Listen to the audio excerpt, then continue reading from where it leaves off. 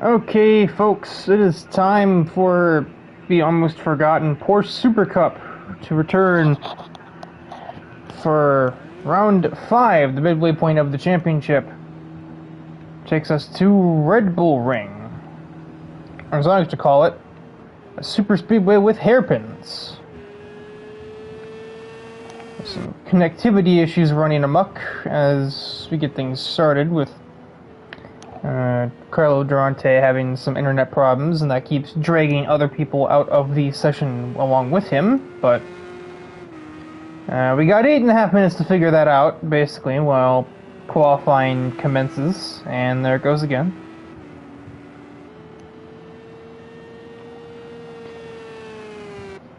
Uh, 11 cars are attempting to show up to this event, but, or no, 10. My brain counted Travis twice for some reason. I was like, oh, there's Travis is right there, and then Travis who hasn't rejoined yet because he's the one that kept getting dragged out. 10-car grid has Jonathan Jurgensmeyer heads into turn 1 to start the first timed lap of this qualifying session. A bit of a small-ish grid. Porsche Supercup hasn't been pulling the big numbers. We're certainly no ARC NASCAR over here. But, you know, time has shown you don't always need a huge lineup to have an action-packed race. It certainly helps. There have been plenty of crazy races with a sub-10 car driver list.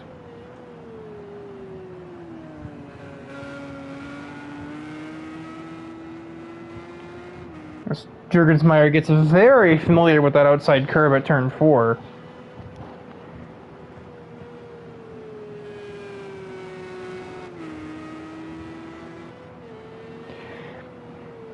Down the hill through the end of Sector 2 and onto the final real straightaway of the racetrack.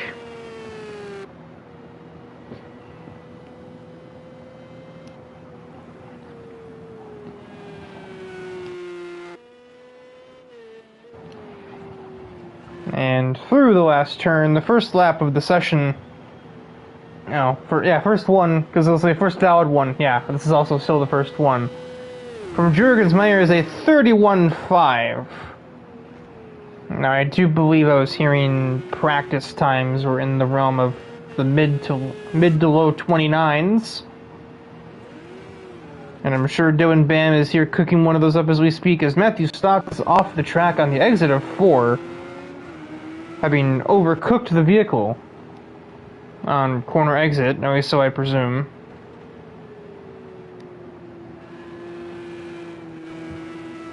Unorthodox way of taking 5, I must be honest. He coasted in like he was fuel saving or something. Luis Ramirez runs a 32.1.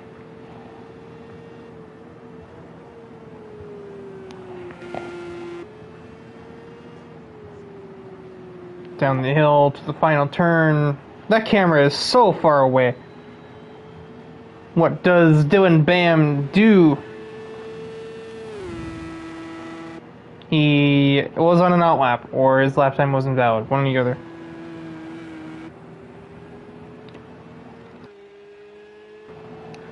You know, I'd be surprised if what Dylan just did through turn 1 there didn't do the same thing. Let's see who else is close to... no one, alright. Durante is rejoined. This will likely be his last chance to get in and stay in. Why am I watching you? You're in the middle of an outlap. Nothing to see there. Luke Allen through the last turn. I believe this lap of his may be invalid though, so... Sure was.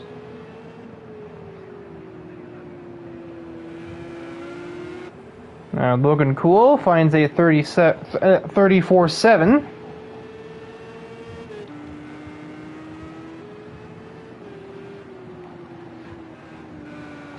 Matthew Stotts is up by 21 seconds. Oh my god.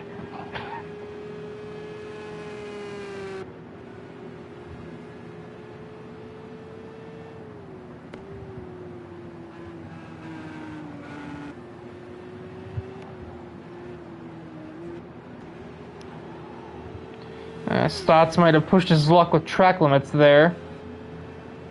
Yeah, that's what we were looking for. DIVEBOMB with 29.56.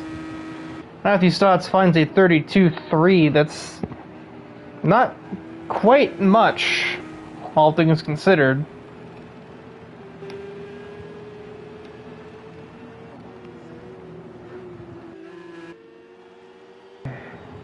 That terrible sleep I got is starting to catch up to me now already. That's not a great sign, I must admit.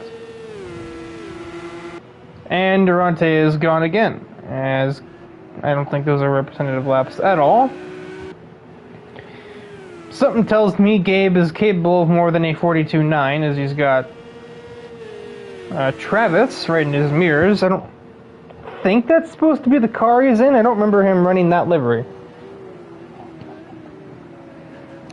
This is Julian's car, Julian Lozano. Normally, he's not here tonight, but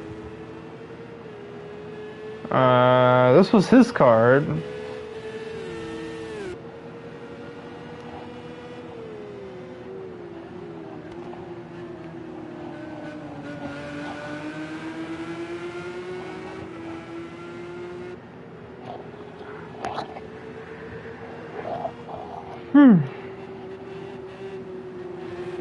None of the other drivers have really improved their laps. This has definitely been a slow burn of a qualifying session, as both Gabe and Travis are very close to track limits there. Luke Allen with a 44.3, that's probably not representative at all.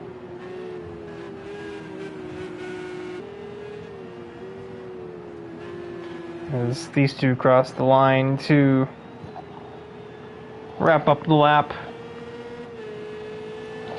Slipstream will be benefiting Travis at the exact moment.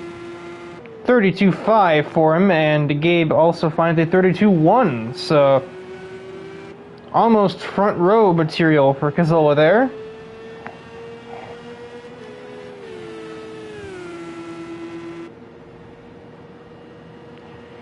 Luis Ramirez jumps back over Juergensmeyer with a 31.19. Travis is up by a decent bit heading out of turn 3.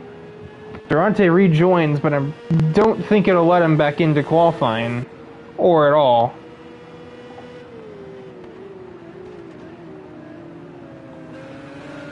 Yeah, he's been told to just give in, I think.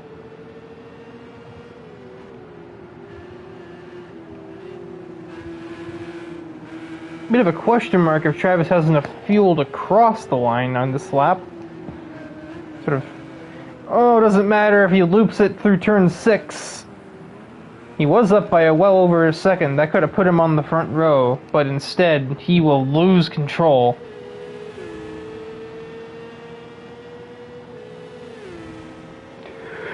Hideko crosses, finds a 31.2. Somebody else crossed, didn't find much of anything. Although it was Luke Allen found a 31.7.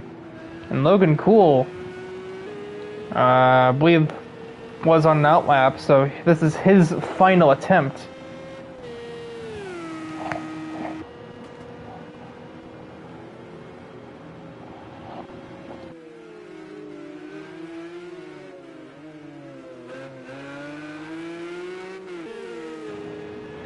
Ramirez climbs to a 30.64.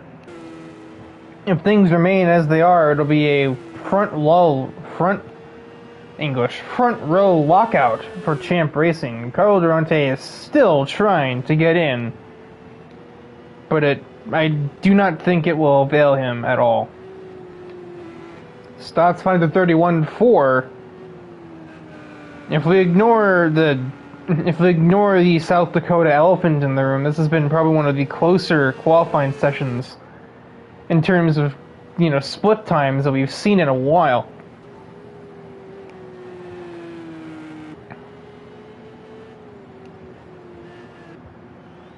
Especially the middle five, basically, AJ down to Luke.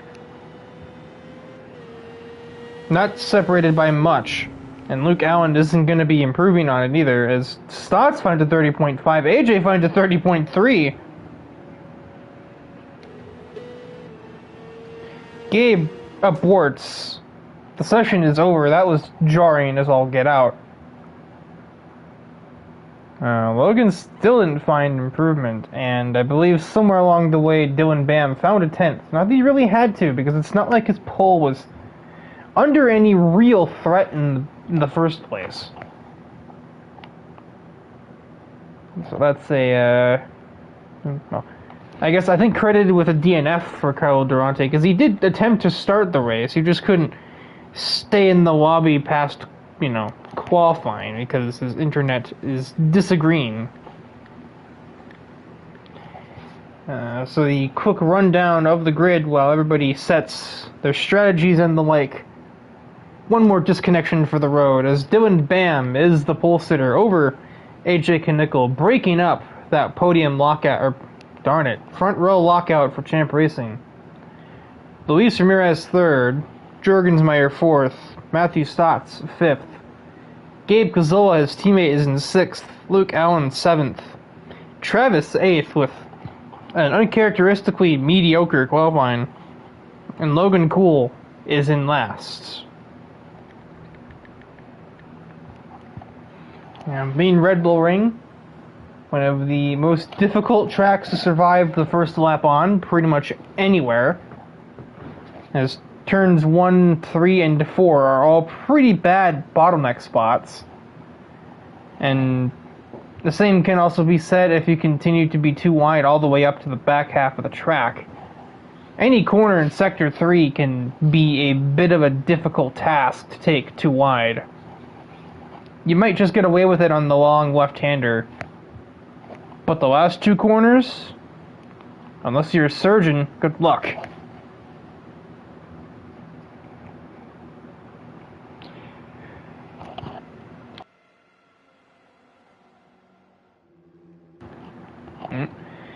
Synchronized, the strategies are set. The lights are turning themselves activated. And Red Bull Ring is green. That camera was not super helpful. Luis Ramirez jumps AJ handily off the start. He might jump his own teammate if he's aggressive. Dylan Bam understeers and has to take an escape action, which does indeed give Luis Ramirez the race lead as we head up the hill to turn 3. Knickel alongside with some lower downforce and probably a better run through 1. And with that, an attempted crossover, Luis is still present, and he had the slight advantage on exit. Stotts is up to 3rd, as Dylan Bam has had a less than ideal race start. Ramirez manages to get some elbows out a tiny bit, and remain in the lead, but he's been caught out wide on that curb, and AJ is going to take that right on back, possibly. Breaks him into turns 5 and 6. Ramirez is still there and fighting, but he eventually just has to accept that defeat. What am I looking at? Oh, word. Ramirez is on the racetrack somewhere. Stotts bravely tries the inside at 8 on a car that we just saw lagging. That's a very interesting decision. And that is lap 1 in the books out of 24 to make here today. A bit of a draft train already is formed. The top 4 cars are nose to tail. And Gabe Gazzola is sort of on an island there. Logan Cool is around in the background.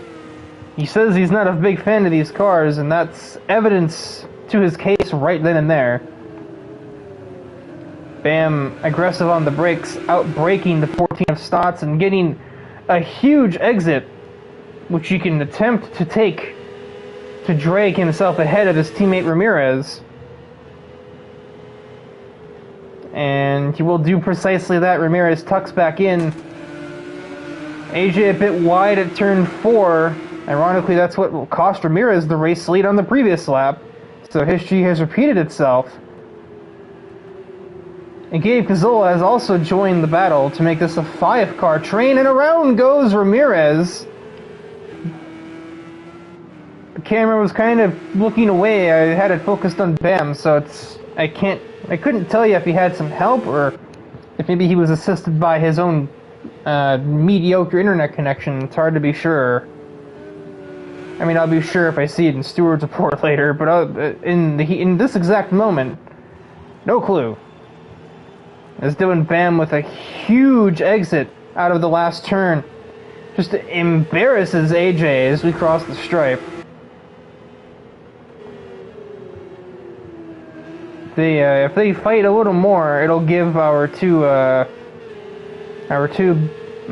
blue-clad Porsches. I forgot. I think that's technically SCR, or is that CLE? Maybe it's T1A. I don't know. Those 3 teams are just kind of a big conglomerate over there, and their drivers interchange between series. It's hard to keep it all straight. I must be honest. I think it's T1A though. Gabe made a mistake in turn 1, so he's not really going to be catching, but Stotts is sort of just existing in the background. AJ with the send into turn 4. It's plenty wide. He got some space to try something a little bit extra. Unlike turn 3. He's forced the long way around through 5 though. That's a tall order in any car. Stotts flirting with disaster back there. Oh, AJ getting a little sideways too. The classic Porsche snap oversteer, rearing its ugly, annoying head as it always will do. Jurgensmeyer has just seen death as Gazzola goes around directly in front of him.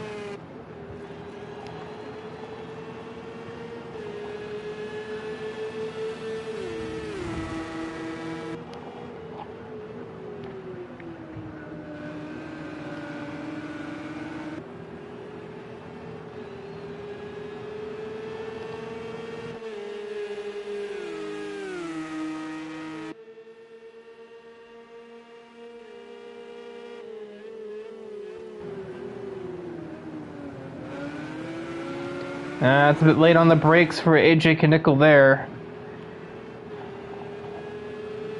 His only saving grace is it'll help his exit, but it's not going to help all that much.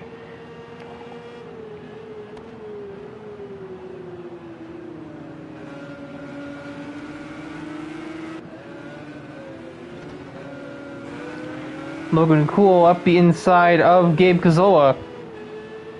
Got about a splitter in there, but he couldn't do anything with it.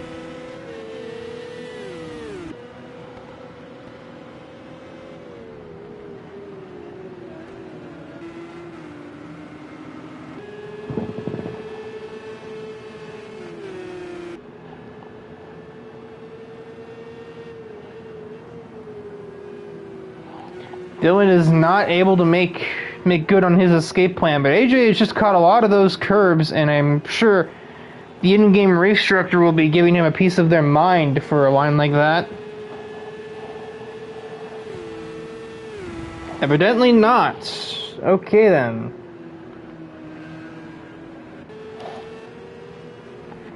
Gabe Gazzola around again, despite being one of the most experienced drivers at the wheel of a Porsche on the racetrack. Are we under yellow flag? We sure are. take it that was just like a car count type of thing, is Cazilla went around for like the second, third time even.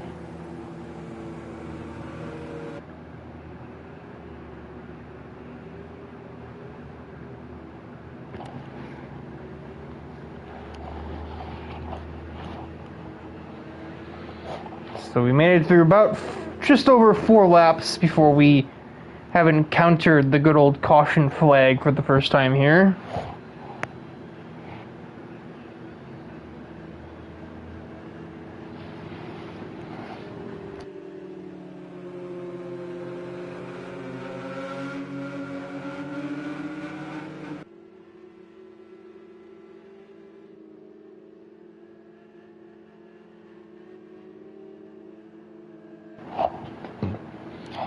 I have a drink to maybe pep myself up for the next hour,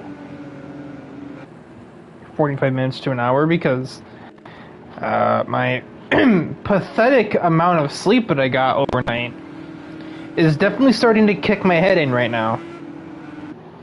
Waking up at 3 does not bode well for being alert and energetic at 6 in the evening. That's, 18 hours awake. And I still have to reach at least 7:30 to make it to the end of this broadcast. As perhaps unsurprisingly, everybody dives into the pit lane, because this will clear everybody's mandatory tire change.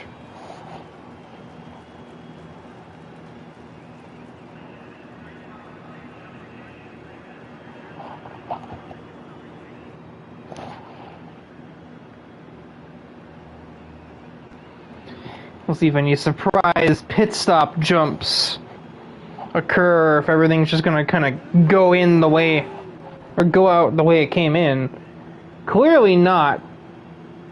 Never mind, that car wasn't leaving the pits, they were pulling in. I'm just dumb. Ignore me. Indeed, DIVEBOMB is the first to leave his stall. So the lead will not change hands. Second place doesn't seem like it will either, as AJ is into P2. Seems to be effectively the same, except for Travis. Travis has definitely gained some ground here.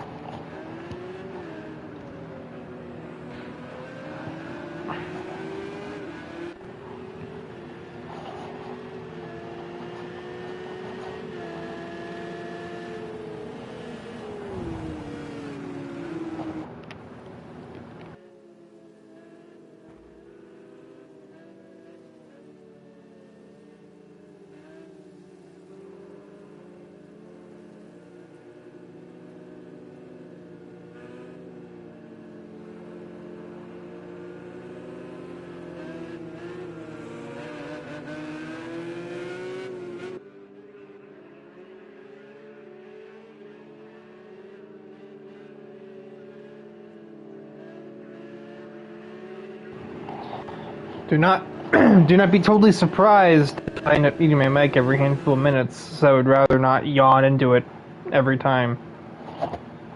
But for once, it's not because the race is boring me to sleep, it's just simply because I need to sleep, but I can't. And for that matter, I don't want to yet, per se. But that is a me problem, as we are not too far away from getting back to green flag racing here.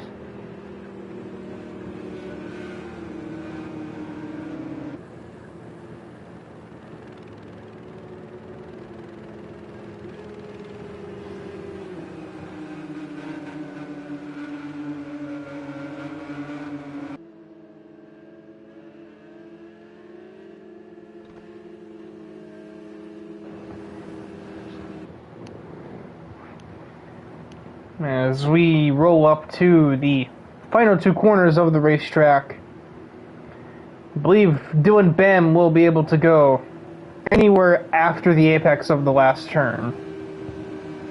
And this certainly seems like a track where you'd benefit from flooring it early.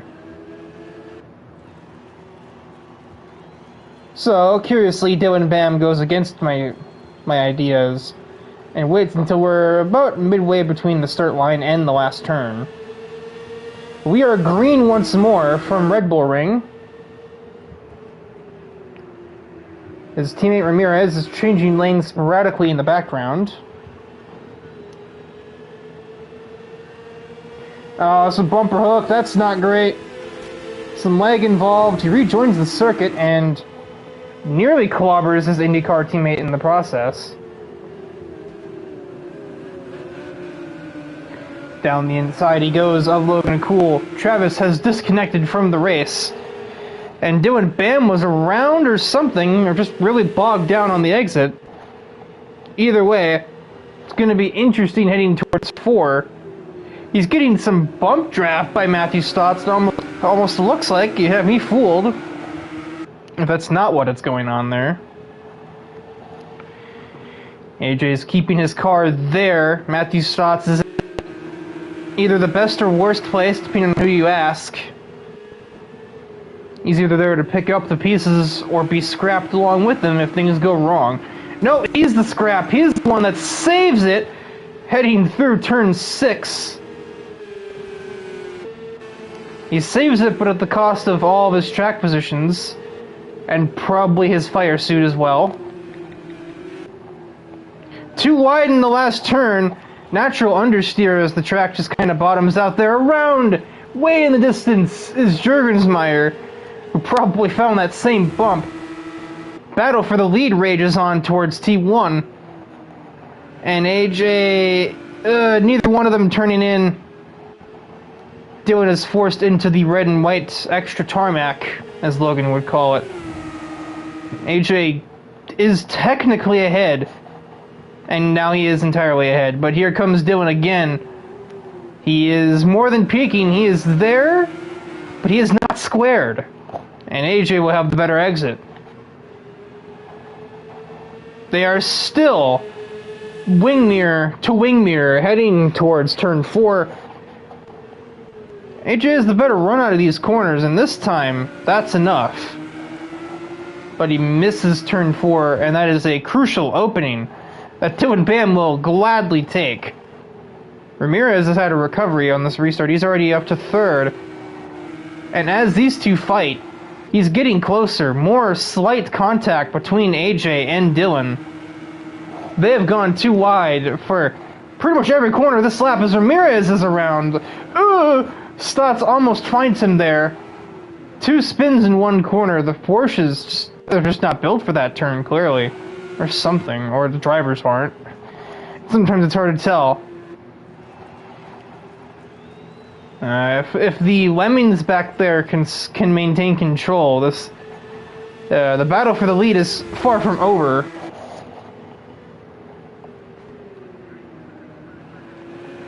Oh, nearly a rear-end collision there. Dylan managed to just barely rein in his race car before things took a turn for the worse.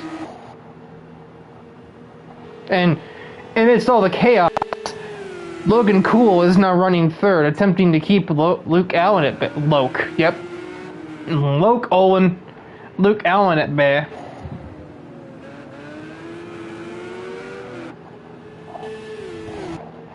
As we flash back forward to turn 4 where the leaders are, but nothing really doing here. Or anywhere, actually. There's nobody even thinking of a pass at this current moment. 2 leaders are still the 2 closest cars together on the track. That was not grammatically correct at all, but oh well. A green on the best lap delta for Dylan Bam. He's definitely having to work to stay there with Knickel. That's for sure.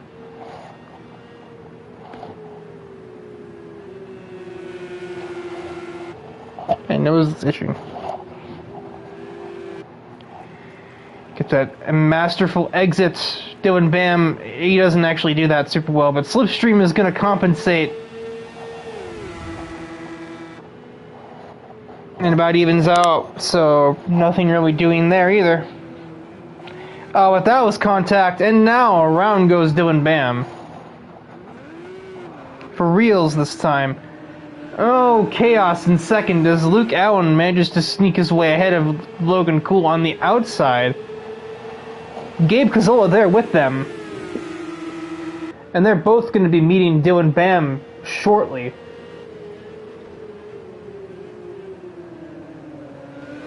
Logan Cool inserts his jagged front bumper, but doesn't do much more than that. Basically scare tactics employed against Luke Allen and not much else. But the lower downforce on his car allows him to just go right on ahead. Or does it? Luke Allen brakes super late, somehow gets it stopped. I don't know how. And he manages to survive the Logan Cool onslaught for the time being. 3 completely different lines taken through turn 5, and Gabe's has definitely worked out better. So he puts the crossover maneuvers on Logan Cool and forces him onto the far inferior racing line.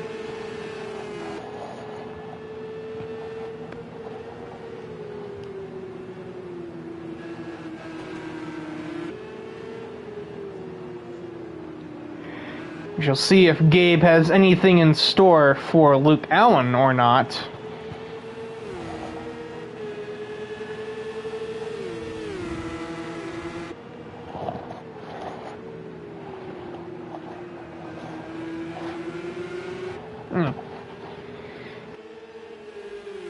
Not hanging on to her.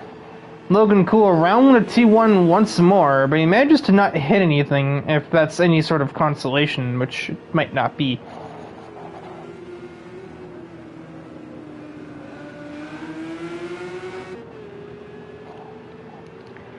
No one said the Porsches would be easy to drive. I, for one, can't stand driving these things in any game. If it's even remotely realistic and simulates the weight distribution of a rear-engine, rear-wheel drive layout, it ain't for me.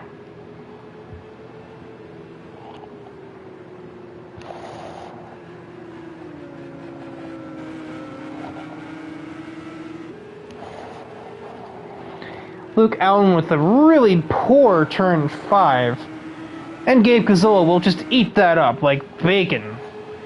But he's not had the greatest exit from that same turn.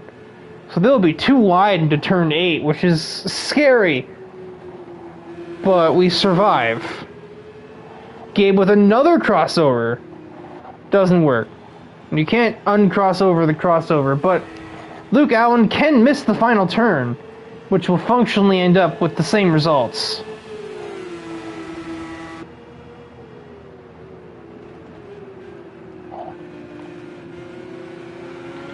And then Luke has to catch some oversteer through turn 1 as he finds himself running off the racetrack in self-preservation. My chair makes funny noises when I move in it. That's not what you think it is. That's my leather chair.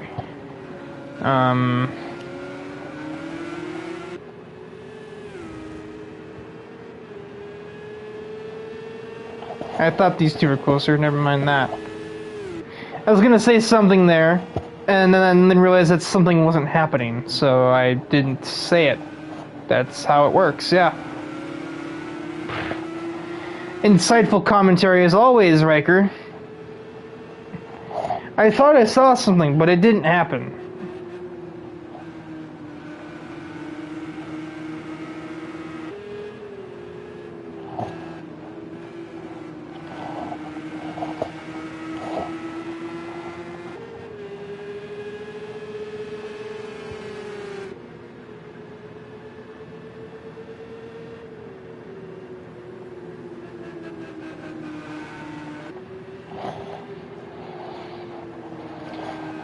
Ramirez is right there on Cazzola now. A decent Sector 3 in hand. And he is putting the pressure on that 17 car, to say the least. Yeah, a little peek into 1, but that's ultimately not going to get him too far. It's not, I mean, it's a passing zone, but it's not the ideal one. You want to use turn 3 or 4 for that. Stotts has disconnected from the race. We're down to just 7 runners.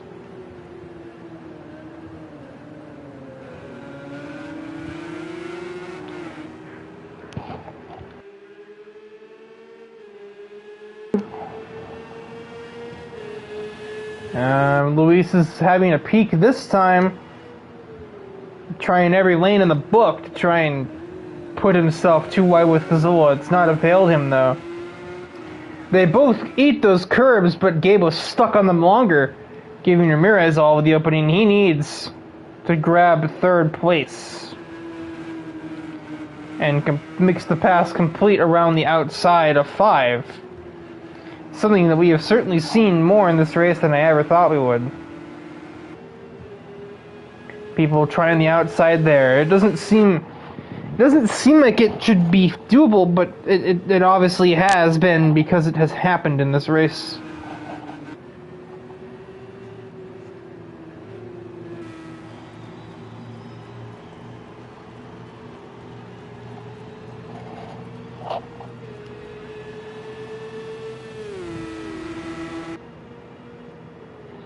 I didn't even notice we got past halfway. That was 2 whole laps ago when that happened. My brain just didn't even process, like, oh, 12:24, we've passed halfway. Cazzola's still kind of in range. If Ramirez takes a spill at turn 6 again, he'll definitely be back in the podium spots. There's no question about that, especially when Ramirez gets very oversteery. The tires could not keep up with the throttle input there, but it won't matter. It looks as though Cazzola couldn't get a good enough run to capitalize.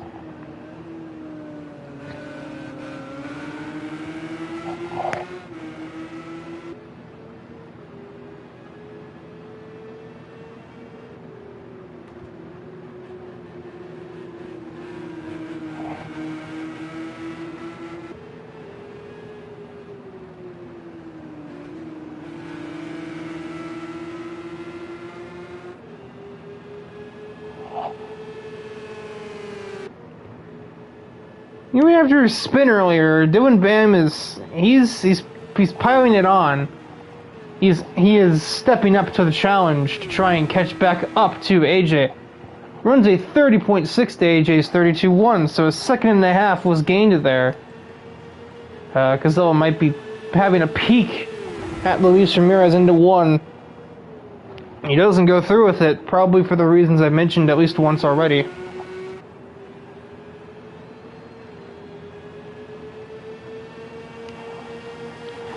They both drive straight through the grass for some reason, not really sure what the goal was there.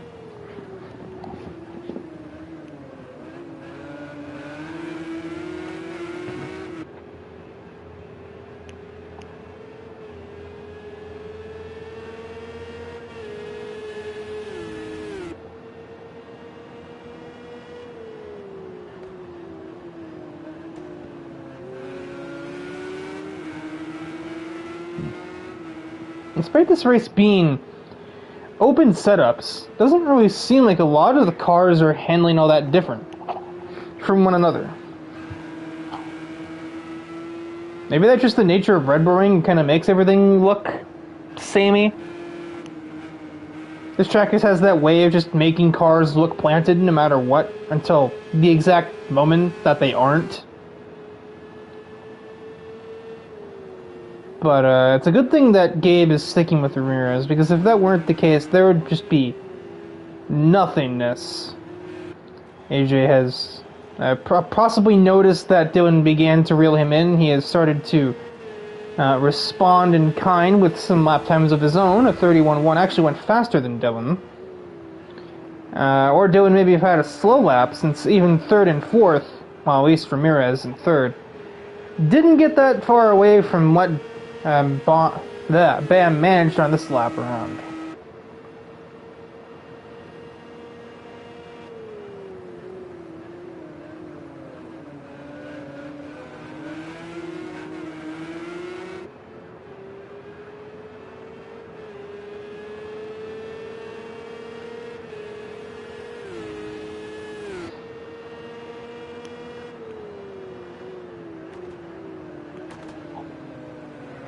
Gabe is starting to lose the plot, and not a great turn 4 for him. That won't help. As the gap is extended to at least a second now, possibly more. Oh yeah, definitely more after turn 5 like that. Oh boy. Oh, forget all of the signage and such. We didn't need that. The way his car was responding, he's lucky to have not just completely looped the thing. That Porsche's had enough at that moment. As we have passed the 2/3 distance mark. 3.5 second difference between our leader and his closest opponent. And after Gabe had a really awkward time around the track on lap 16 there, he's no longer really in combat with Ramirez for third any longer. They're still the two closest cars to each other on the racetrack, but that's really not saying a whole lot when, I mean, yeah, Dylan's 3 off AJ, but Dylan's 11 ahead of his teammate, which is Luis Ramirez. And then Gabe is 13 ahead of Jurgensmeyer, who's 7 ahead of Luke Allen, who is 32 ahead of Logan Cool, whose car is really just not having it right now.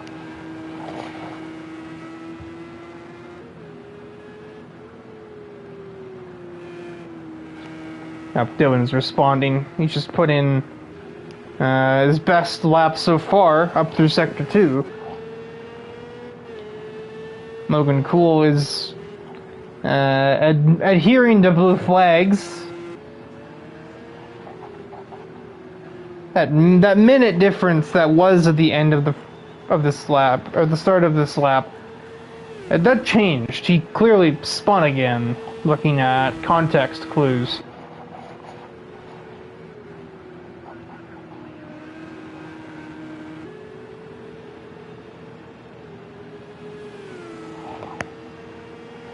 Dylan reeled in about almost 6/10 on that lap there.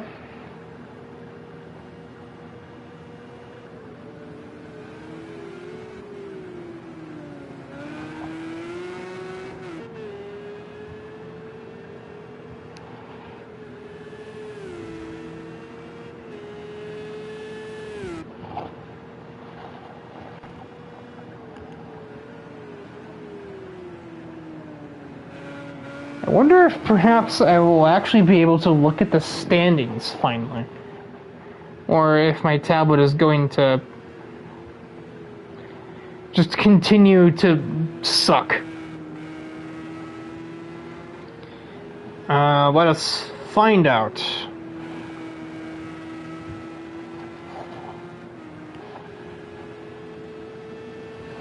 .404, woo!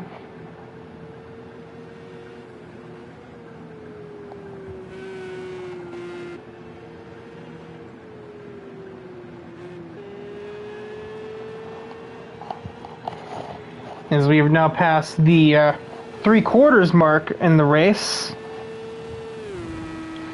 The difference between Dylan and AJ remains roughly the same, that sort of 3 seconds between them. Dylan running wide at turn 1 will not shrink it any.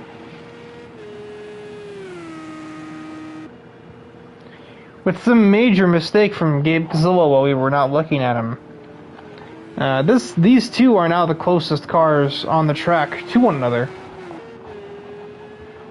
With their 3 second difference, is now Ramirez is 9 ahead of Gabe.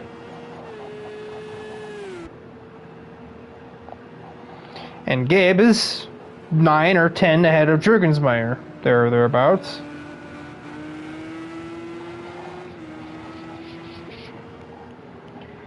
The first half of this race was action-packed. Once everybody just kind of got to their positions, everybody just sort of stayed posted. And now here we are. Dylan Bam is making some effort to catch up to AJ, but up to this point has proved not super bountiful.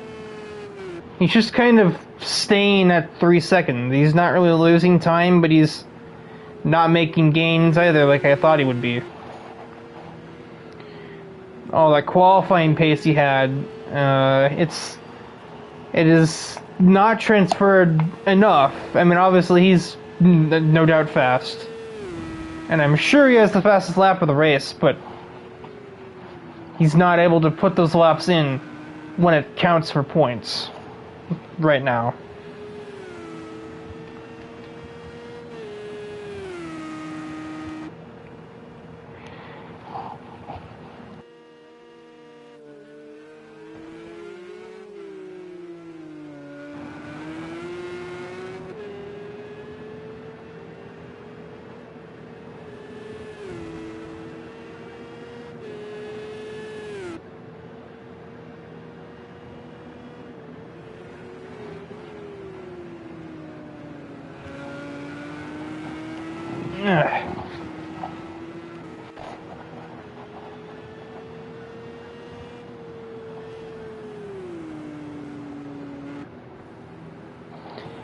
I think that was a slowdown penalty Jurgensmeyer was clearing there. I was like, why are you slowing down? You're not...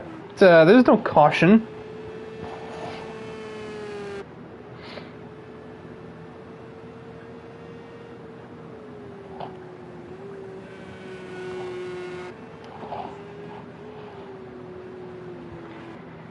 As we head on to lap 21, just 4 to go from Red Bull Ring, and AJ, well, basically since the restart, he's been the one in control here. That's a bit of an understatement, perhaps. Dylan is finding new racing lines out there. The game is not going to have much of that.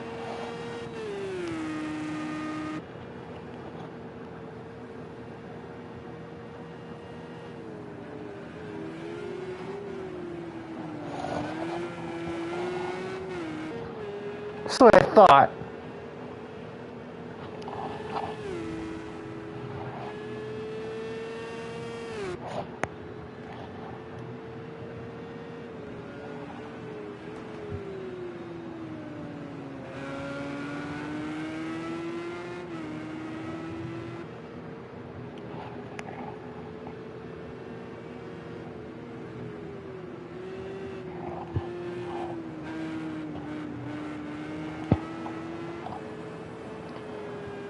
Dylan Bam he's collected some gravel. He's managed to keep it.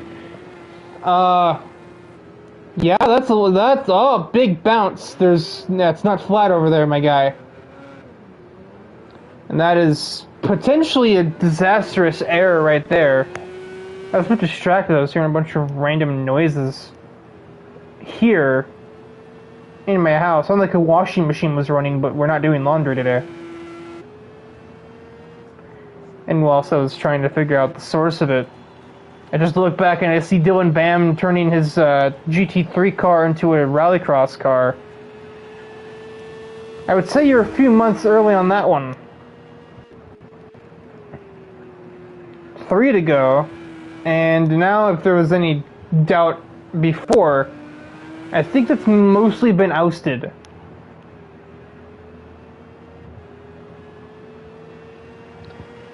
This is AJ's to bring home. 13-second lead, basically nobody in sight. Actually, not even basically, just period, nobody in sight. And the same can be said for literally just about everybody on the racetrack. No two cars are near each other basically at all.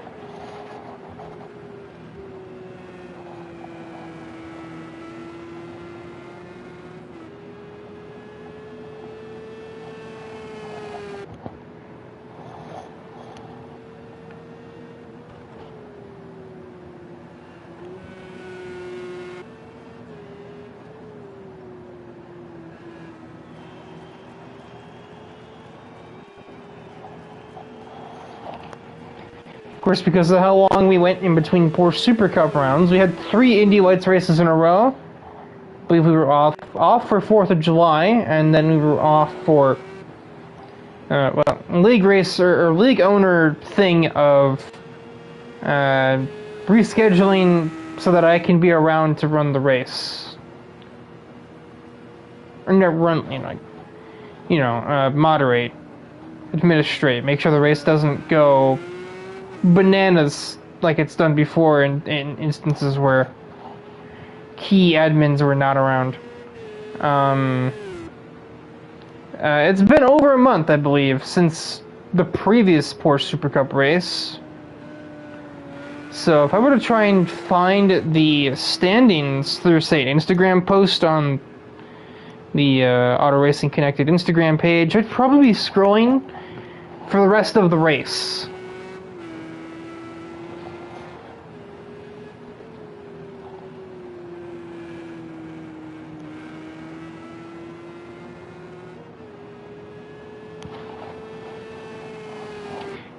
Yeah, there's not really much to look at as far as there is no battle. Like, you know, that we must have left the battles for position in my other pants. So we'll just run on board with AJ Knickel as he makes his way around the Red Bull Ring for the final time here to claim a decisive victory, I would say.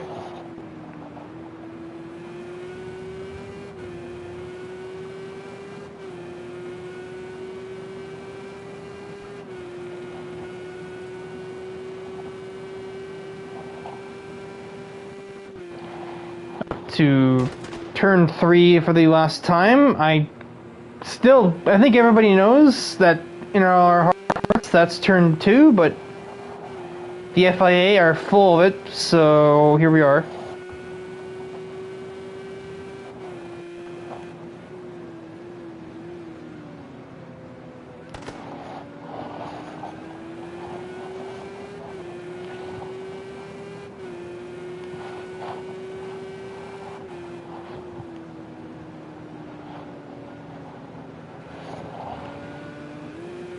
All other cars on the racetrack, just not on this lap. So 10 men entered. 7 men will complete the race. Sort of start or like session end timer permitting. As Logan Cool misses the final set of turns, AJ Knickel takes them. And of those 7 surviving drivers, he will be the first of them to see that checkered flag. Dylan Bam, despite having a little bit of an all-terrain vehicle adventure, and he paid for the whole Red Bull Ring, he's going to use the whole Red Bull Ring. But died laughing, the game stacked him with like a 10-second penalty for that. He was told to literally come to a stop. Oh, he and his buddy are doing a 2-wide salute of sorts here. With Ramirez taking the final spot on the podium, 2-3 for Champ.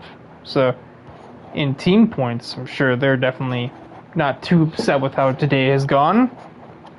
Rizzo 4th, George Meyer 5th, and Luke Allen and Logan Cool, they're classified effectively.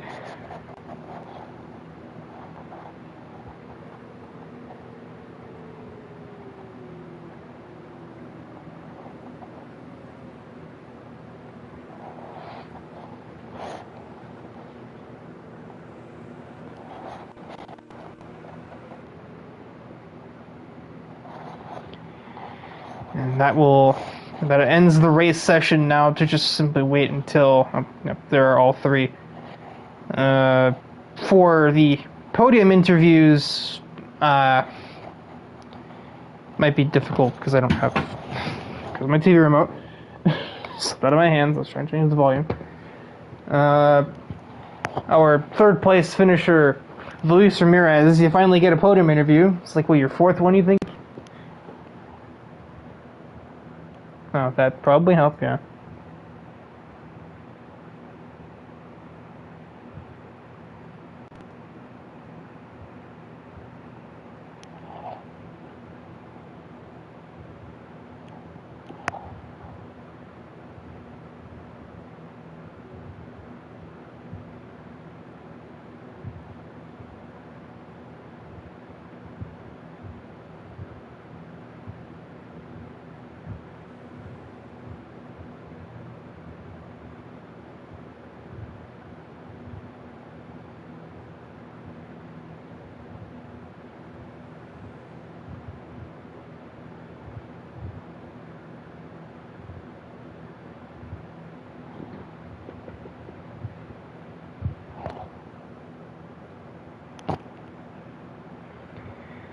Well, we'll know later. I mean, I can't exactly check in the stream because I have to have my earbuds into the controller to speak.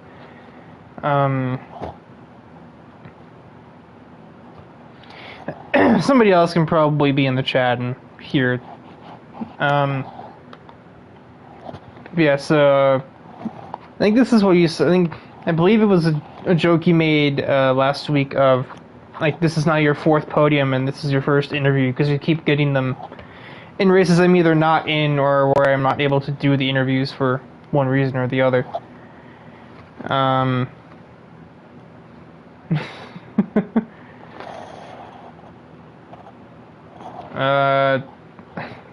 was gonna go for the cop out and be like, how's it feel to finally get interviewed? But it's like, no, it's not really a legitimate interview question there, Riker. Try again. There's not really a whole lot to ask about because the race just kind of settled itself. I suppose what else can you expect with a 7-car race by the end of it anyway? We started with 10, but you get the idea. I guess the only thing was what, like your adventure on the race restart, kind of, what was your, like, what happened from your end as you made your way through the whole field? How did you cut your way from, like, 9th to 3rd in, like, a lap and a half there?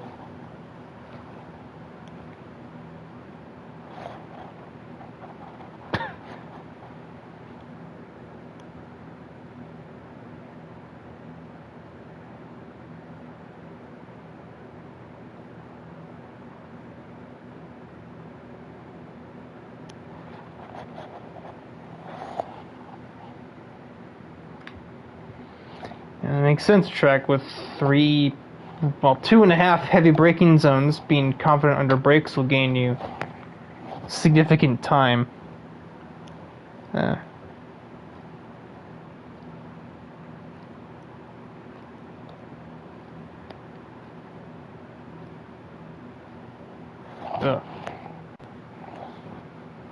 Radiator was too wide open. Or not open enough, I mean. The opposite of open. Yeah, then you just kind of had to race yourself. You got that little battle with Gabe Gazzola about midway through that eventually resulted in Gabe making a mistake and kind of losing track of you, and then you just kind of had no man's land, just like everybody else from there on.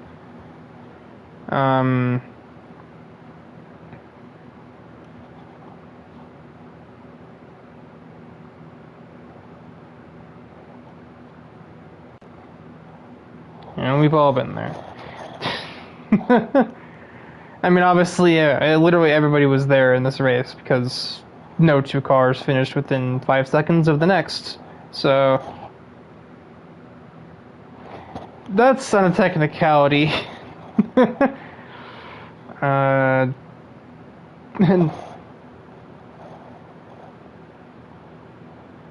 yeah, still have 2 more to do.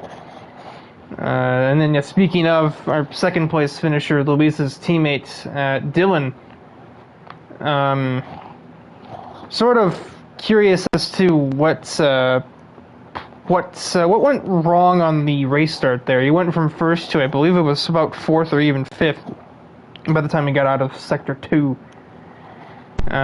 It was kind of a combination of things. For one, my crew chief wasn't set to Project Cars 2 mode, so he was just dead quiet, and he's also my spotter, so I didn't really know. I didn't have the best spatial awareness because of that, and I also kind of went deep into the corner, and it was like, I guess I'll just run live and comp the, however many positions I'll lose instead of hit someone by accident. So just miscalculation in turn 1. I mean, I guess I was gonna say that how that contribute to not being able to get it done and take the victory, but not really because the restart sort of would have bunched everything up anyway. So, and then as for in like the second half of the race as you were attempting to run down AJ after your spin. I guess, were you going full 100%, or are you just trying to sort of secure second place? Because I'm sure you've probably got the points lead. I can't check because the standings page is still 404 for mobile users on SLP. Well, I mean, I've been raised with this, high expectation, shall we say. If I don't win a race, it's a failure. It doesn't matter if you were, half a second off the first, second or dead last, not finishing the race. If you don't win, you're shit. That's the mentality I've been engraved with by my... So you watched Talladega Nights. Yep. Well, my friends did, and they're like, that's the mentality you need to have, because you're that guy. So yeah, of course I was going for the win. But when you try to do 20 laps on the tires in this car that isn't particularly good on its tires, on a track that's very hot, well, I tried my best, but it ran out of juice. Not good on braking, not good on stability, not good on tires, apparently not good on engine, if we ask for Luis. Is there anything this Porsche is good at? This car's got more red flags than the abusive ex-girlfriend that I don't have. But, then we look to our race winner, AJ Knickel, who basically took the lead on that one restart and never even looked in his mirrors. Obviously, you were behind the wheel. You could probably tell better than anybody. Where do you think you were able to find the pace over everyone else in race pace here? Since you didn't have the qualifying pace to take pole, but you obviously won the race. I mean, honestly, what it comes down to is I'm just not that good of a qualifier.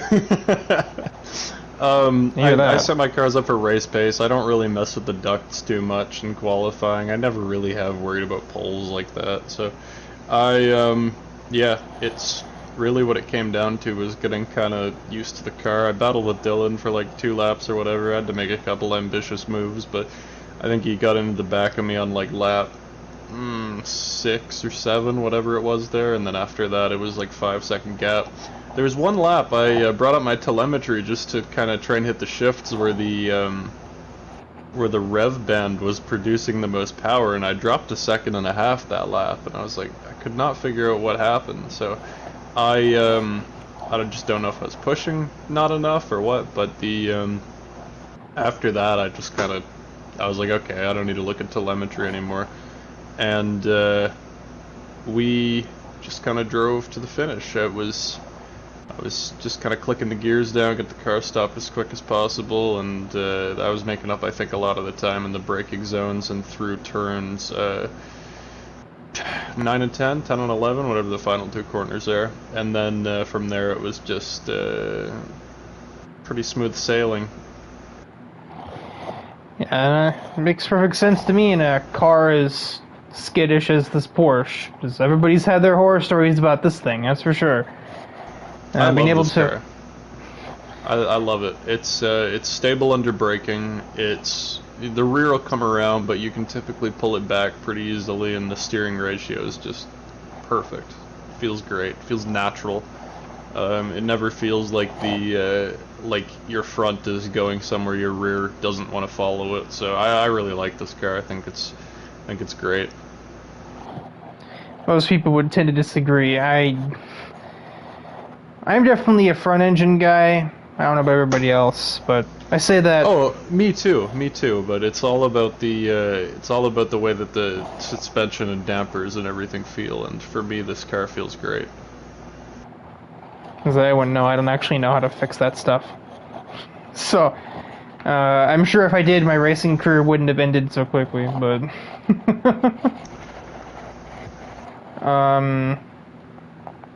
yeah, I wouldn't say it's a pedestrian day for the Porsche Supercup, but it's not been, what I understand after what ARC NASCAR was, maybe it's nice to have a race that just kind of happened. Didn't have 6 different controversies, as the British would say. But gonna wrap things up for the Porsche Supercup this evening. I do believe Monday will be the next race you'll hear from me with the the other one, Daytona 250, on the oval, which will be certainly a spectacle to witness. I have no idea what to expect from that, to be perfectly honest. I never actually saw anything from one that ran last year.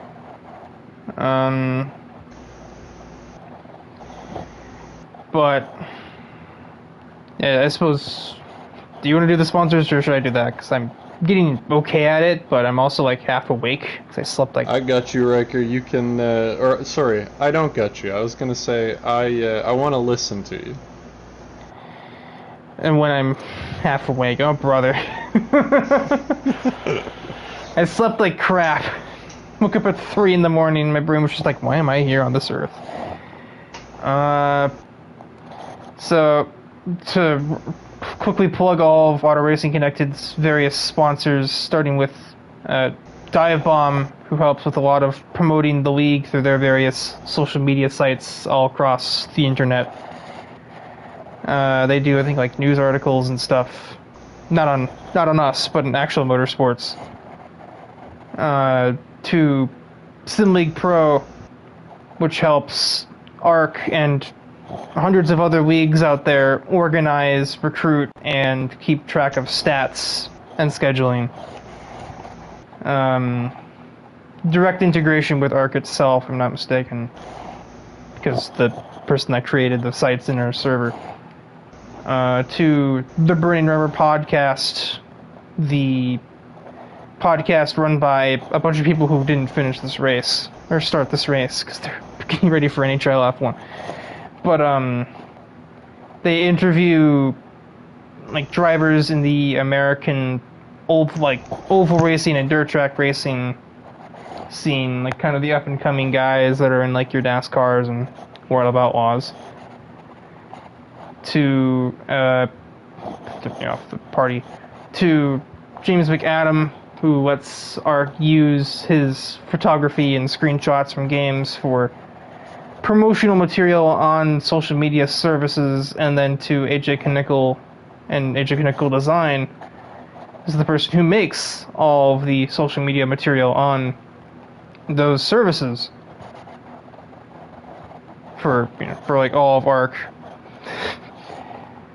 But that'll do it. My eyes are fried. And yeah, Monday is Daytona Oval for Indy cars, and then I'm sure it's probably Indy Lights. Also, not for me will be the ARC Formula One Austrian Grand Prix tomorrow, same time as today, 7 Eastern. So I'm not going to be there, but the race will be happening.